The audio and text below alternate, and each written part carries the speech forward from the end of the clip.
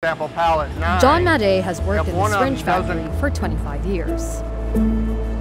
Here, we're putting in the bonding agent, the adhesive.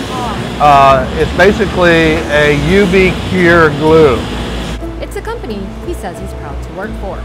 Retractable Technologies makes safety syringes with retractable needles. The pandemic, along with millions in federal funding, catapulted the smaller-scale enterprise into a major supplier for the U.S. government's COVID vaccination program. But post-pandemic demand has not been quite as robust. Now the syringe maker, which has some production at home but purchases the majority of its product in China, is bracing itself for a new dose of pain. In May, the Biden administration announced tariffs on Chinese imports to take effect this year. Some of them, like on steel or electric cars, are increases on already existing duties. But some of them are new, like on syringes.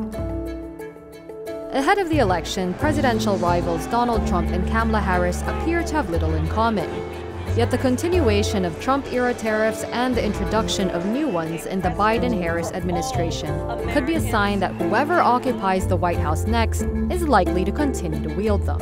But economists still expect different approaches from the two.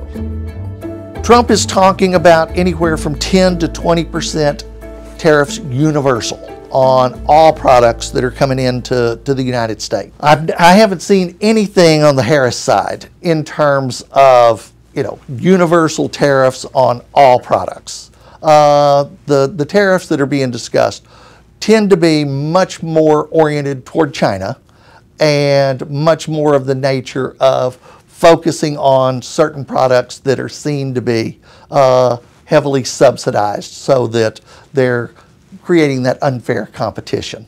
In short, Trump is thinking of broad tariffs for all imports, while Harris is likely to adopt narrow, China-concentrated ones. But for its part, the syringe-making company's leadership says they understand why tariffs are in play. So we're not against tariffs per se. It's a tool. It's going to hurt us financially, but we're still going to do it. It's just that it was a further destruction of our ability to bring new products, to concentrate on other things. Just slow it down a little bit.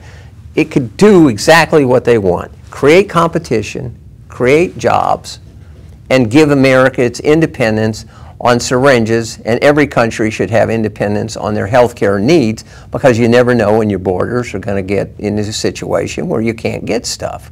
So we're all in favor of that. Let's just do it right. That's all we're asking. The company says doing tariffs right would mean allowing them time until next year to shift the most important parts of their production back to the U.S. and letting them compete with bigger players whose operations are already mostly in the country and unaffected by tariffs. But in recognition of the likely reality under a Trump or Harris administration, they're not asking for the tariffs to go away. Those are unlikely to go anywhere, no matter who is elected.